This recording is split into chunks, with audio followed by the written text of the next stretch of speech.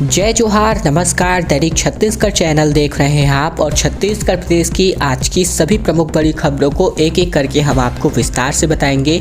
इससे पहले अगर आप छत्तीसगढ़ प्रदेश के हैं, छत्तीसगढ़ समाचार ठीक इसी प्रकार रोजाना देखना चाहते हैं तो नीचे लाल कलर का सब्सक्राइब बटन दिया है, जिसे दबाकर इस चैनल को आपको सब्सक्राइब करना है। पहली बड़ी खबर से शुरुआत करें। छत्तीसगढ़ में आज से तहसीलदारों की हड़ताल सामने आ रही है।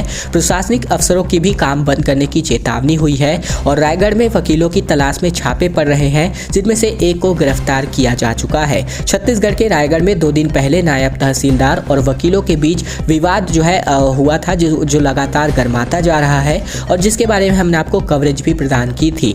दरअसल आरोपी वकीलों की तलाश में पुलिस ने देर रात उनके घरों पर छापे मारे, लेकिन किसी को भी पता नहीं चला। सबके मोबाइल फोन बंद है और इस बीच प्रदेश के सभी तहसीलदार और उनके अधीनस्थ कर्मचारी हड़ताल पर रहेंगे। एसडीएम स्तर के अफसरों ने भी जिले के सभी सरकारी दफ्तर बंद रखने की चेतावनी जारी की है।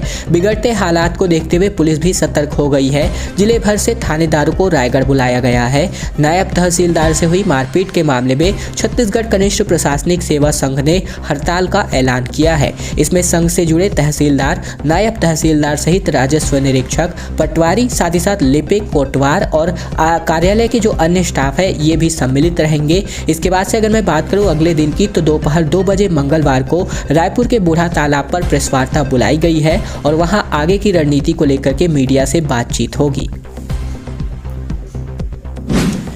छत्तीसगढ़ में खाद की कालाबाजारी पर कार्यवाहियां की जा रही है। छत्तीसगढ़ में 266 रुपए की बोरी 500 से लेकर के 700 रुपए तक जो बेचते हैं वो यहां पर पकड़े जा रहे हैं। छत्तीसगढ़ में खाद की किल्लत से जूझ रहे किसानों के साथ जमकर धोखाधड़ी हो रही है। 266 रुपए में मिलने वाली जो यूरिया की बोरी है, इसको 500 से लेकर के 700 रुपए प्रति बोरी के हिसाब से किसानों को बेचा जा रहा है। इससे प्रदेश भर में हाहाकार की स्थिति है। कृषि और राजस्व विभाग के अधिकारियों ने बलौदाबाजार की 2 दुकानों को अधिक कीमत पर खाद बेचते पकड़ लिया है। इसके बाद से दुकानों पर उर्वरक लाइसेंस इनका रद्द किया गया है। अधिकारियों के मुताबिक कृषि और राजस्व विभाग के अमले ने बलौदाबाजार जिले में खाद की 18 दुकानों की जांच की गई और इस दौरान तुलसी गांव के देवांगन कृषि केंद्र, साथ ही साथ हिरमी गांव के वर्मा कृषि केंद्र में ऐसे ही आरोपों के तहत कार्यवाही की गई और इनको सील किया गया है। किसानों की ओर से कालाबाजारी और शॉर्टेज की शिकायत बढ़ने के बाद अब सरकार ने कार्यवाहियां शुरू कर दी है। राजस्व और कृषि विभाग की टीम ने प्रदेश भर में 92 खाद दुकानों की जांच की है।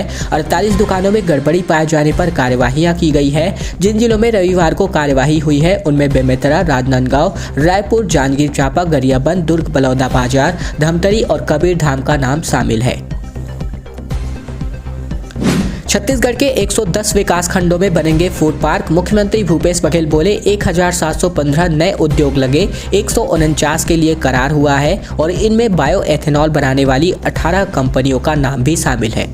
दरअसल अगर बात करें तो मुख्यमंत्री भूपेश बघेल ने मासिक रेडियो वार्ता लोकवाणी की 26वीं कड़ी में रविवार को उद्योग, व्यापार और कारोबार से जुड़े विषयों पर बातचीत की। मुख्यमंत्री ने बताया कि पिछले 3 सालों के दरमियान छत्तीसगढ़ में 1715 नए उद्योग लगे हैं, 149 के लिए करार किए गए हैं और इनमें से 18 निवेशक तो बायो एथेनॉल प्लांट के लिए करार कर चुके हैं। मुख्यमंत्री ने कहा कि औद्योगिक क्षेत्रों में भूमि आवंटन नियमों का सरलीकरण किया गया था, जिसके अनुसार औद्योगिक क्षेत्रों में भूमि आवंटन प्रीमियम में 30% की कटौती की गई है। औद्योगिक क्षेत्रों की बात करें तो भूभाटक में 33% की कमी की गई है और औद्योगिक क्षेत्रों और औद्योगिक क्षेत्रों से बाहर 10 एकड़ तक आवंटित भूमि को लीज होल्ड से फ्री होल्ड किए जाने की अधिसूचना जारी हुई है। ऐसे प्रयासों के कारण छत्तीसगढ़ में 3 वर्षों में 1715 नए उद्योग स्थापित हुए हैं, जिनमें से डायरेक्टली और इनडायरेक्टली 19,500 करोड़ रुपए अधिक का जो निवेश है वो यहाँ पर छत्तीसगढ़ में हुआ है, जिसकी वजह से 33,000 लोगों को डायरेक्टली और इनडायरेक्टली रोजगार मिला है। इसके अलावा 149 MOU से भी हस्ताक्षर किए गए हैं और इसके अलावा 74,000 करोड़ रुपए का निवेश आगे होना प्रस्तावित है और साथ ही साथ इसकी वजह से 90,000 लोगों को रोजगार मिलेगा, जो कि सीधे प्रत्यक्ष या फिर अप्रत्यक्ष तौर पर मिलेगा। मुख्यमंत्री ने ये सभी बातें जो यहाँ पर अपनी मासिक रेडियो वार्ता लोकवाणी की 26वीं कड़ी है इसमें कही हुई है।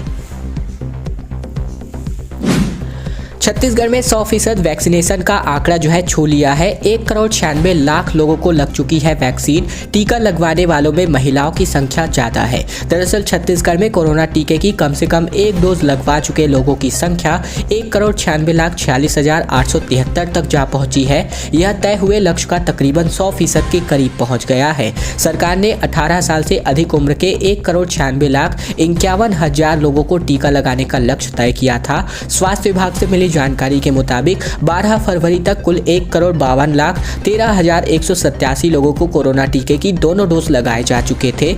यानी कि 18 साल से अधिक उम्र के 77% लोगों को सुरक्षा कवच मिल चुका है।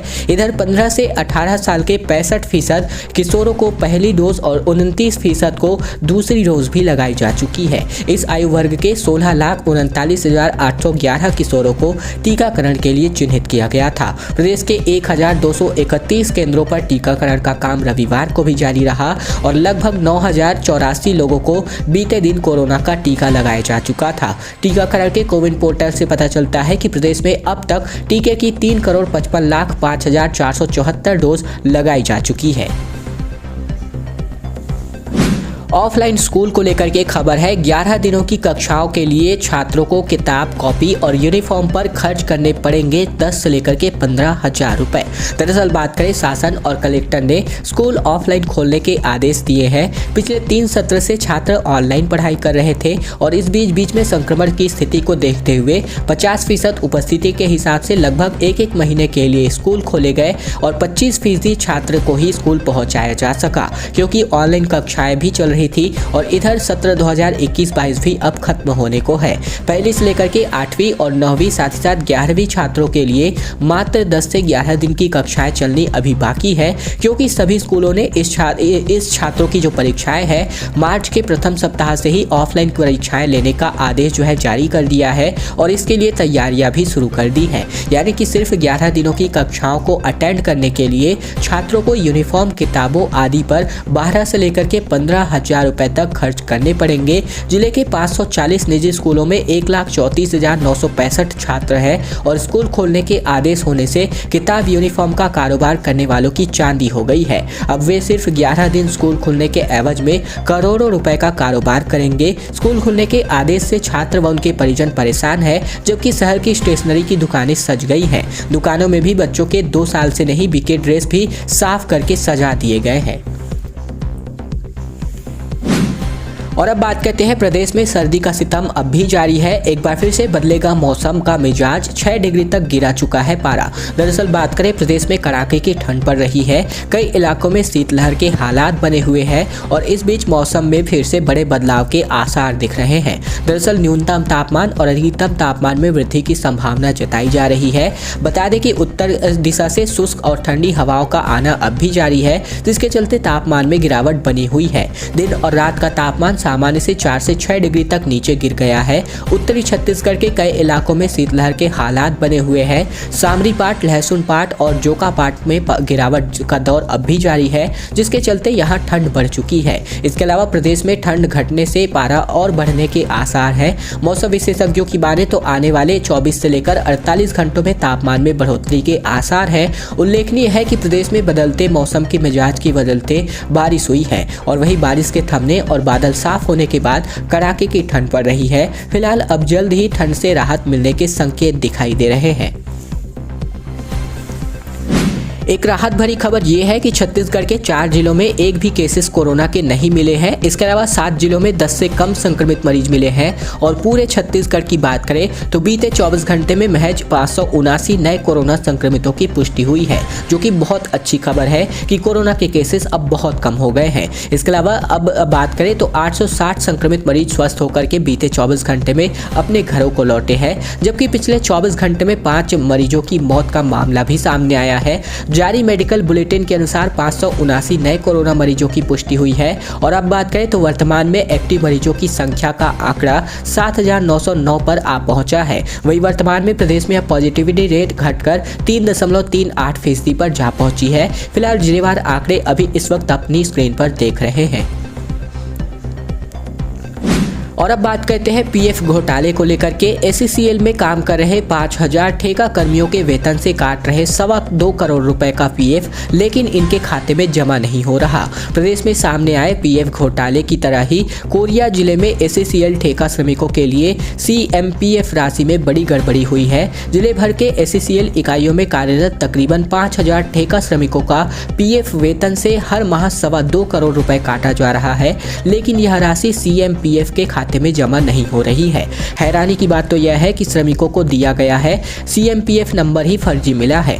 इसके अलावा श्रमिक जो नौकरी के बाद सीएमपीएफ की राशि निकालने के लिए दर दर भटक रहे हैं, लेकिन मृत्यु के बाद भी उन्हें सीएमपीएफ से रुपए नहीं मिल पा रहे हैं। हमारी टीम ने इस मामले की पड़ताल की तो कई ऐसे श्रमिक खुलकर सामने आए हैं जो पीएफ की राशि के लिए भटक रहे हैं। अकेले चर्चा कॉलरी क्षेत्र की बात करें तो यहाँ पर लगभग ठेका श्रमिक के पिछले 7 साल से ईपीएफ में जमा होने वाली राशि को लेकर चिंतित होते नजर आ रहे हैं। पीएफ के नाम पर वेतन से हर माह रुपए काटे जा रहे हैं, लेकिन रुपए कहां और किसके खाते में जमा हो रहे हैं, इसकी जानकारी श्रमिकों को नहीं दी जा रही है। श्रमिकों के सवालों का जवाब देने में एसईसीएल के अधिकारी भी बच रहे हैं। उनका कहना है कि श्रमिक अपने ठेकेदार से मिलकर इसकी जानकारी ले। इधर श्रमिकों का कहना है कि चर्चा आरओ में हर माह 400 ठेका श्रमिकों के 12 लाख रुपए के पीएफ का गबन हो रहा है। आईपीएल में दिखेगा छत्तीसगढ़ के शशांक सिंह का जलवा। सनराइजर्स हैदराबाद में 20 लाख रुपए में खरीदा गया यह खिलाड़ी 2017 में रायगढ़ के शुभम को मिला था यह मौका। दरअसल इंडियन प्रीमियर लीग यानी कि आईपीएल में पिछले 4 सीजन से चल रहा छत्तीसगढ़ी खिलाड़ियों का प्लेइंग 11 का सूखा इस साल खत्म होने की उम्मीद है। छत्तीसगढ़ के शशांक सिंह को सनराइजर्स हैदराबाद ने 20 लाख रुपए में खरीद लिया है। दाहिने हाथ के बल्लेबाज शशांक अब हैदराबाद की तरफ से जौहर दिखाएंगे। इससे पहले रायगढ़ के शुभम अग्रवाल 2017 में आईपीएल की टीम गुजरात लायंस का हिस्सा रह चुके थे। मुंबई में जन्मे और पले बड़े शशांक का परिवार भिलाई का है। पहले वनडे और इसके अलावा टी20 टूर्नामेंट में मुंबई की टीम से खेलते थे। इसके अलावा दिसंबर 2019 में रणजी ट्रॉफी के दौरान उन्हें पहली बार छत्तीसगढ़ की टीम से खेलते हुए फर्स्ट क्लास क्रिकेट की शुरुआत की थी। रणजी ट्रॉफी में उन्होंने औसतन प्रदर्शन किया है और 6 मैच की पारियों में वे 33 की औसत से 202 रन ही बना सके हैं। उनमें 73 रन का सर्वश्रेष्ठ स्कोर रहा है। एक बार फिर से सुर्खियों में दिखाई दे रहा है बस्तर का मांदर कोटा। 60 मीटर गहरी है गुफा, रोशनी में चमकते हैं स्तंभ। 70 साल बाद तस्वीरें वायरल हुई तो पहुंचने लगे हैं पर्यटक। दरअसल छत्तीसगढ़ का बस्तर अपने प्राकृतिक सौंदर्य के लिए विश्व प्रसिद्ध है। यहाँ कई बड़े बड़े पहाड़, झरने, गुफाएं हैं जिनकी जो प्राकृतिक खूबसूरती है लोगों को अपनी ओर आकर्षित करती है। इन्हीं सब खूबसूरती के बीच इन दिनों बस्तर के ग्रामीणों को सालों पुरानी एक गुफा भी अपनी ओर आकर्षित कर रही है। पिछले कुछ दिनों से लगातार पर्यटक गुफा की सैर करने और उसकी प्राकृतिक बनावट को देखने के लिए जा रहे हैं। इस गुफा की खोज 40 के दशक में हुई थी और लेकिन नई पीढ़ी के लोगों को साल 2022 में इस गुफा के बारे में पता चला है। जगदलपुर शहर से तकरीबन 45 किलोमीटर दूर नेगानार इलाके के मांदरकोटा गांव में बड़े चट्टानों के बीच मांदरकोटा गुफा स्थित है। साल 1948 की बात करें तो गाँव के ही एक ग्रामीण लखमा सोढ़ी ने लालटेन के सहारे गुफा की खोज की थी। उत्तराखंड से वापस लौट चुके हैं मंत्री और विधायक। हल्द्वानी में प्रियंका गांधी की रैली के मंच पर थे 2 मंत्री। अब सहदेव दिल्ली पहुंचे, जय सिंह रायपुर आ गए हैं। दरअसल बात करें उत्तराखंड विधानसभा चुनाव के लिए प्रचार अभियान समाप्त हो गया है। वहां सोमवार को मतदान होना है और ऐसे में छत्तीसगढ़ से वहां प्रचार करने के लिए मंत्री और विधायक पदाधिकारी वापस लौट आए हैं। छत्तीसगढ़ के स्वास्थ्य मंत्री टीएस सिंहदेव और राजस्व मंत्री जय सिंह अग्रवाल हल्द्वानी में प्रियंका गांधी के स्वाभिमान रैली के मंच पर भी मौजूद रहे। प्रचार समाप्ति बाद स्वास्थ्य मंत्री टीएस सिंहदेव दिल्ली के लिए रवाना हो गए और वहां से 1-2 दिन में रायपुर लौटेंगे। इसके अलावा हमारी टीम से बातचीत में उन्होंने कहा कि उत्तराखंड में इस बार कांग्रेस की वापसी की उम्मीद बहुत ज्यादा है, लोगों का समर्थन दिख रहा है। उन्होंने बताया कि 1-2 दिन दिल्ली में कर रुकेंगे, उसके बाद वे रायपुर आएंगे। इधर राजस्व मंत्री जय सिंह अग्रवाल और बिलासपुर विधायक शैलेश पांडेय विशेष विमान से रायपुर लौट आए हैं। दोस्तों आज की खबरों का सिलसिला बस यहीं तक का था। वीडियो अगर आपको पसंद आए तो इस वीडियो को नीचे लाइक बटन है जिसे दबाकर इस वीडियो को आपको बहुत ही छोटा सा लाइक कर देना है। नीचे लाल कलर का सब्सक्राइब बटन भी दिया है जिसे दबाकर इस चैनल को आपको सब्सक्राइब करना है ताकि प्रतिदिन की महत्वपूर्ण खबरें, छत्तीसगढ़ के समाचार बिना किसी रुकावट रोजाना हम आप तक पहुंचा सके। तो चैनल को सब्सक्राइब करने का बहुत ही छोटा सा काम आप लोगों को जरूर से कर लेना है।